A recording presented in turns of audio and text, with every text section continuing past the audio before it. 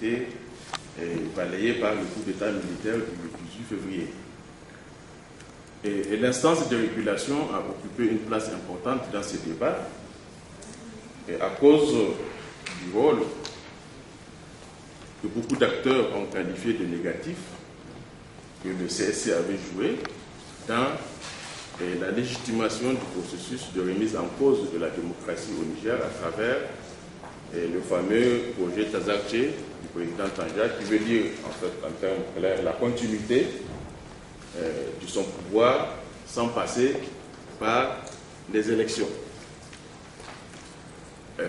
C'est pourquoi donc les acteurs politiques et même les acteurs médiatiques associatifs nigériens ont voulu, à l'occasion donc des réformes institutionnelles engagées par la transition, faire en sorte que le Conseil supérieur de la communication à mettre en œuvre soit érigé sur des bases, en tout cas qui seront aux antipodes du rôle qu'il a eu à jouer donc au cours de la République passée. Et donc, les débats ont eu lieu sur la gouvernance et particulièrement sur un certain nombre de points de cette gouvernance que je veux relater très rapidement, Monsieur le Président. Le premier point, c'est d'abord l'ancrage.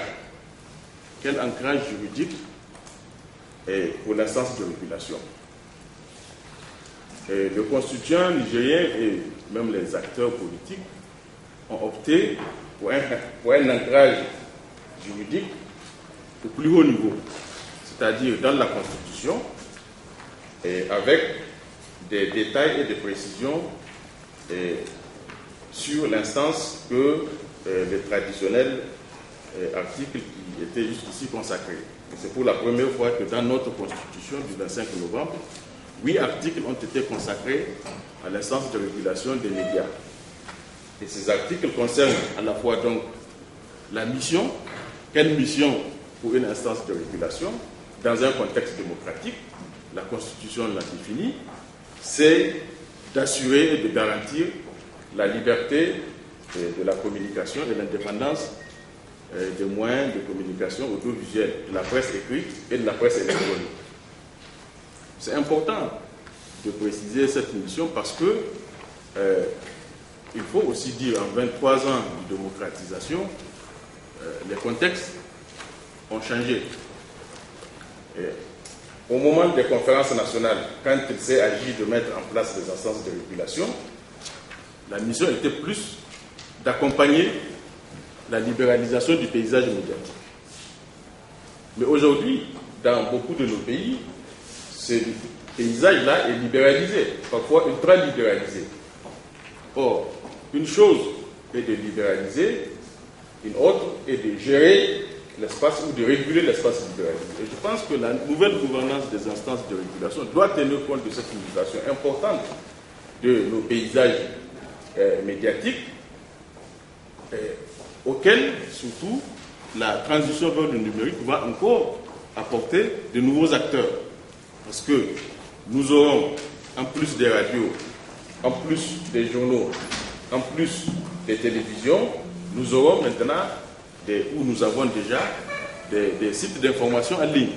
Nous aurons bientôt la télévision connectée. Nous aurons des opérateurs de contenu et bientôt même des diffuseurs, puisque c'est la première conséquence du passage de l'analogique vers le numérique. C'est la séparation nette entre les éditeurs de contenu et les diffuseurs.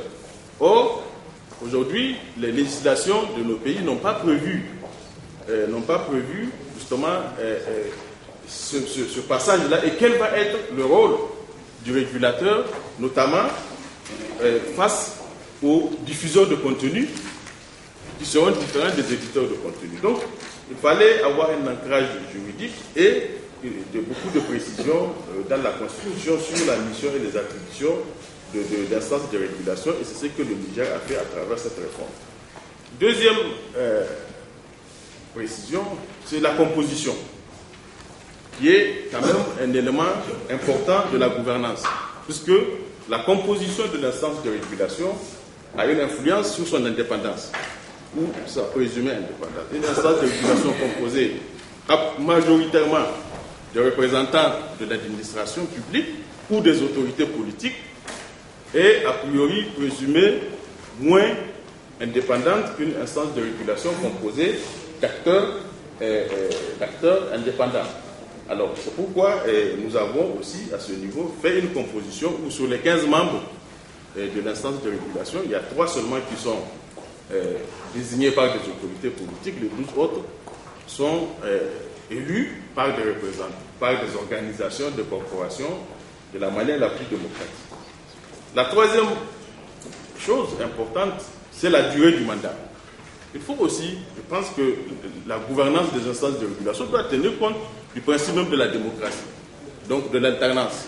Il ne faut pas avoir des présidents ou des membres qui s'éternisent dans les instances, il faut avoir ou un mandat renouvelable une fois, ou un mandat suffisamment long et non renouvelable, comme c'est le cas actuellement au Niger, c'est le cas aussi de la Côte d'Ivoire, un mandat de 5 ans non renouvelable. Cela évite parfois aux instances de régulation de chercher à s'incruster dans le paysage politique, comme le font très souvent aujourd'hui les présidents ou les chefs d'État africains. Je voudrais, sur ce point, ajouter que si nous voulons avoir aussi promouvoir une nouvelle gouvernance, il faut regarder du côté du fonctionnement de nos instances.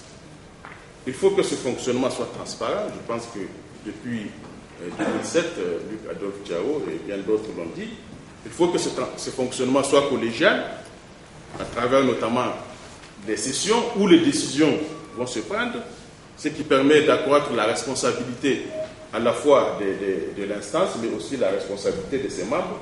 Il faut que ce fonctionnement soit démocratique, suivant le principe un homme, une voix, un conseiller, une voix, pour éviter que parfois les voix des présidents soient prépondérantes, ou ce qui est parfois source d'abus, comme on a eu à le voir pour le cas du Niger.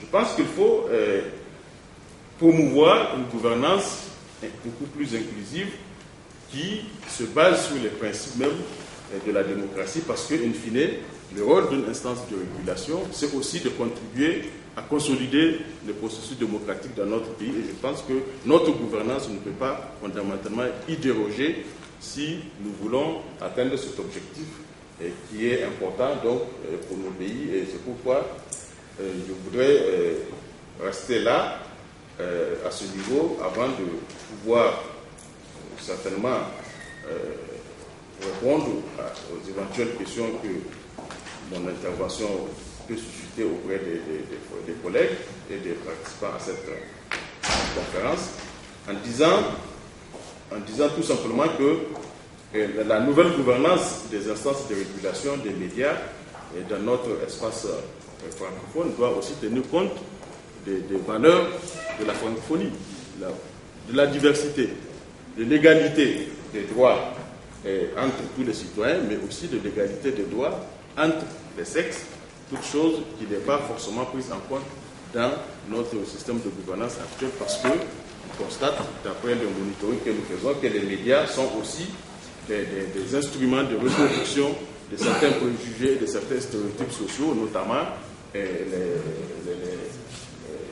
tous les préjugés défavorables à l'émancipation de la femme, certains programmes qui nuisent à des composantes essentielles de nos sociétés, à savoir l'enfance et l'adolescence. Voilà, Monsieur le Président, Monsieur le Modérateur, ce que je voulais apporter comme témoignage à ce stade de nos discussions, et je vous remercie de votre indulgence pour ce temps qui nous semble que j'ai débordé de quelques minutes, de 12 minutes en partie. Donc, merci, Monsieur le Président.